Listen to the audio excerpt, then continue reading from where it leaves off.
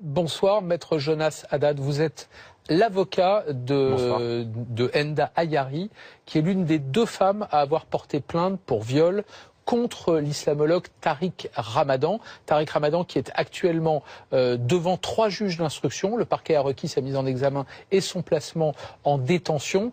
D'abord, avant de connaître la décision des juges d'instruction, est-ce que vous souhaitez cette mise en examen? Est-ce que surtout vous souhaitez ce placement en détention? Ce que nous souhaitons, c'est que la justice avance.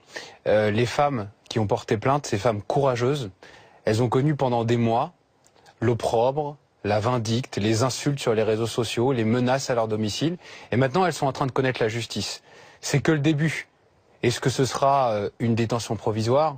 Est-ce qu'il y aura une mise en examen? On ne peut pas, comme ça, anticiper sur une décision de justice. Et surtout, c'est au magistrat, naturellement, de le décider. La réalité, c'est que on voit, et c'est le début de la lumière qui arrive, en tout cas pour ces victimes-là, les choses se dénouer et prendre de la solidité du corps judiciaire. Pendant des mois, on a fait des montages sur elles, on leur a créé des faux profils sur Internet, et les gens, aujourd'hui certaines personnes qui avaient auparavant accusé ces femmes-là des menteuses, des affabulatrices, commencent à s'excuser auprès d'elles, et c'est le début d'une longue affaire, mais qui va nous mener vers la vérité et dévoiler un personnage dans sa profondeur. Sans préjuger de la décision des juges d'instruction, le fait que ça dure aussi longtemps, le fait qu'il y ait 3 juges d'instruction, c'est déjà une indication sur la décision qui va être prise ce soir? Tariq Ramadan, il est citoyen suisse. Il était professeur à Oxford avant que n'éclate cette affaire. Il était également lié à quelques pays dans le Proche et le Moyen-Orient. Il fait des conférences en Asie. Il se balade dans le monde, c'est un conférencier international. Et pour les faits qui sont reprochés, il y a énormément de personnes qui ont témoigné. Il y a eu un lourd travail d'enquête qui a été réalisé, d'une façon, on peut le dire d'ailleurs, assez remarquable par les enquêteurs. Et c'est normal qu'avec un tel tissu, un tel sac de nœuds, on ait besoin d'avoir autant de temps. Mais quand vous dressez le portrait, ce portrait-là, en tout cas de Tariq Ramadan, c'est-à-dire que ce soir, vous avez une crainte qu'il puisse se soustraire à la justice. Il faudrait, en réalité, pour que la justice aille à son terme, soit qu'il soit placé en détention, soit qu'on lui retire éventuellement son passeport. Jusqu'à présent, on n'a eu aucune crainte. La réalité, c'est que c'est le parquet qui a demandé cette détention provisoire. C'est que le parquet détient des informations qui sont susceptibles de faire craindre quelque chose qui ressemblerait à ça. Donc ce ne sont pas nous. Nous connaissons, nous savons ce qu'ont vécu les victimes que nous défendons. La réalité, c'est que le parquet a des informations qui permettent de demander cette détention provisoire. Alors dans ce type d'affaires, il faut évidemment écouter la parole de la plaignante, mais rappeler qu'il y a la présomption d'innocence. Tariq Ramadan, lui, continue à nier les faits. Il a d'ailleurs porté plainte contre votre cliente, contre les 2 plaignantes, pour dénonciation calomnieuse. Il a pointé un certain nombre d'incohérences dans le récit qu'a fait votre cliente. Lors de son audition, est-ce qu'elle a Enda Ayari apporter des éléments nouveaux, des éléments probants? On sait que dans ce type d'affaires, c'est extrêmement difficile, longtemps après les faits, d'apporter des preuves matérielles. Vis-à-vis des enquêteurs, nous avons ouvert tous nos livres, si on peut le dire ainsi. On a ouvert les téléphones, on a ouvert les ordinateurs, on a fait en sorte que la vérité puisse éclater dans sa réalité. Mais concernant Tariq Ramadan, vous dites assez rapidement d'ailleurs qu'aujourd'hui, il est dans le déni. Mais au départ de cette affaire, il n'était pas dans le déni. Il était dans le complotisme. Et si vous regardez ses premiers posts Facebook que lui-même a partagés, il considérait que c'était simplement des campagnes calomnieuses provenant de ses ennemis de toujours. Voilà. Donc la ligne de défense a évolué. Et donc progressivement, on va passer du complotisme au déni. Et peut-être demain, on dira que c'est les Martiens qui ont inventé ça. Vous voyez, mais si vous voulez, on a un glissement de la part d'une défense qui me semble peu aujourd'hui stable. Mais j'insiste sur ma question sur les preuves matérielles. L'autre plaignante, celle qui s'appelle Christelle, ça n'est pas son vrai nom puisqu'elle a souhaité garder l'anonymat, elle a apporté un certain nombre de détails, notamment un détail intime, cette fameuse cicatrice que Tariq Ramadan porte à l'aine et qu'elle ne peut pas avoir vue sans une relation rapprochée avec lui. Est-ce que votre cliente, je vous repose la question, a pu apporter ce type d'éléments probants, de preuves matérielles? Nous concernant, je vous le dis, on a ouvert complètement nos livres. Qu'est-ce que vous entendez par là? C'est-à-dire qu'on a donné tous les documents qu'on nous a demandés aux enquêteurs. Mais la réalité, c'est qu'il y a certains documents qu'on a donnés qu'aux enquêteurs, certains faits, certaines énonciations, certains constats, certaines descriptions de la scène qu'on a réservées pour les enquêteurs. Par exemple, votre cliente vous a parlé de ce signe distinctif, de cette fameuse cicatrice? Si elle m'en avait parlé, je vous en aurais pas parlé ce soir. La défense de Tariq Ramadan a aussi évoqué, vous y faisiez allusion il y a quelques instants, des conversations sur Facebook, des conversations au cours desquelles Enda Ayari aurait fait des avances explicites à Tariq Ramadan après les faits. Vous les contestez, ces conversations? Alors, Laurent Neumann sur BFM TV, régulièrement, vous parlez de ces fake news. Et en fait, dès la première conférence de presse que nous avons donnée avec mon confrère Grégoire Leclerc, que je veux saluer d'ailleurs dans son application, qui est un avocat de talent, nous avons dit, dès le départ, que ma cliente avait continué à discuter avec M. Ramadan. Je vous interromps, je ne parle pas de fake news, c'est la défense de Tariq Ramadan qui a évoqué ça, et c'est mon rôle de vous poser la question. J'y arrive. Mais eux, ils ont présenté ça comme un scoop 2 semaines plus tard.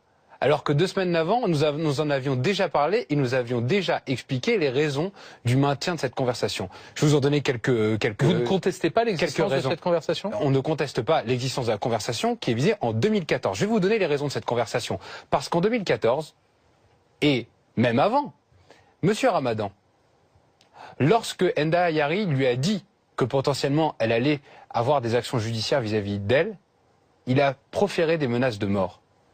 Et lorsque, confrontée à ces menaces de mort, ma cliente a décidé de garder le lien, mais également de reprocher à M. Ramadan ce qu'elle avait pu opérer, ce qu'elle avait pu réaliser, alors dans ce cas-là, elle a décidé de maintenir le contact. Et ça, encore une fois, comme je vous l'ai dit, et de façon imagée, on a décidé d'ouvrir tous les livres. Et tout ça, ça peut être demandé, ça peut être retrouvé sur Facebook et les enquêteurs y auront accès. Donc nous sommes extrêmement solides par rapport à ça. Nous l'avons dit dès la première conférence de presse en présence de tous vos confrères journalistes. Il se trouve que l'autre plaignante a accepté le principe d'une confrontation devant les policiers avec Tariq Ramadan.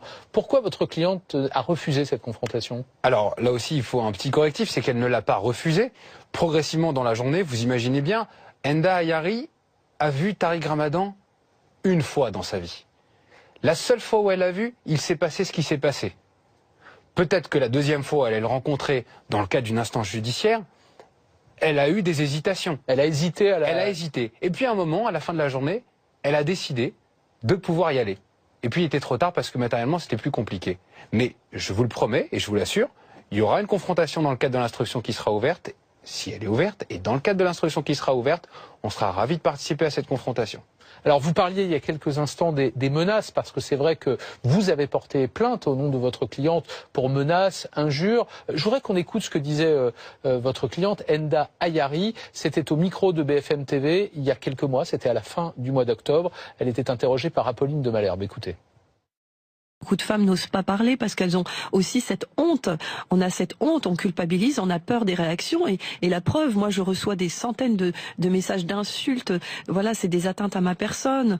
Et aujourd'hui, moi j'ai décidé d'être plus forte que ça. En gros, il me faisait comprendre, il me l'a redit plusieurs fois, que le fait que je retire le voile, que je ne porte pas le voile, eh ben ça voulait dire que je méritais ce qui m'avait fait subir. J'estime que toute femme musulmane a le droit d'être respectée, même si elle ne porte pas le voile, parce que j'ai l'impression que pour Tariq Ramadan, soit on est voilé, soit on est violé.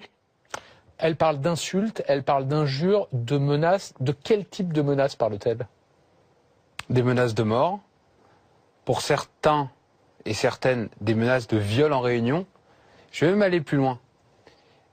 Enda Ayari, qui est avec ma cliente et qui a décidé de parler, une fois a été menacée par une avocate qui est au barreau, un barreau donné, et qui a décidé de la menacer en lui disant qu'elle mentait et qu'elle était en fait dans un complot contre l'islam. Donc vous voyez, ça a pris de telles proportions qu'aujourd'hui je suis ravi que la solidité du dossier soit reconnue, parce qu'en fait tous ces gens qui étaient en train de nous menacer sans raison commencent à prendre conscience de la réalité et de l'importance des faits qui sont reprochés à M. Ramadan. Est-ce que vous avez une idée de la provenance de ces menaces?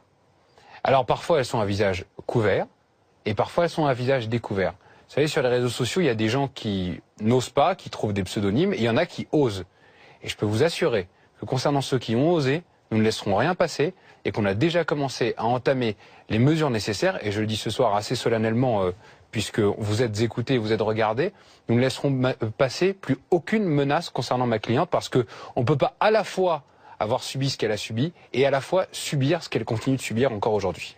Elle fait l'objet d'une protection aujourd'hui? Je réserve cette réponse.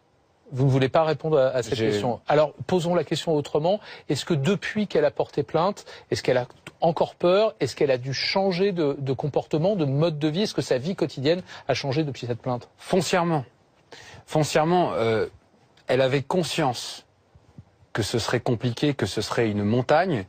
Mais lorsque cette montagne se transforme parfois en cauchemar, c'est assez compliqué. On a besoin de changer ses habitudes de vie, c'est certain. Simplement, ma cliente, elle est à la tête d'une association qui s'appelle Libératrice. Et Libératrice, c'est le sens de avoir le courage de porter cette parole-là. Voilà. Merci Maître Jonas Haddad d'être venu répondre à nos questions. Je vous rappelle que Tariq Ramadan est toujours devant 3 juges d'instruction ce soir en vue d'une possible mise en examen, peut-être d'un placement en détention.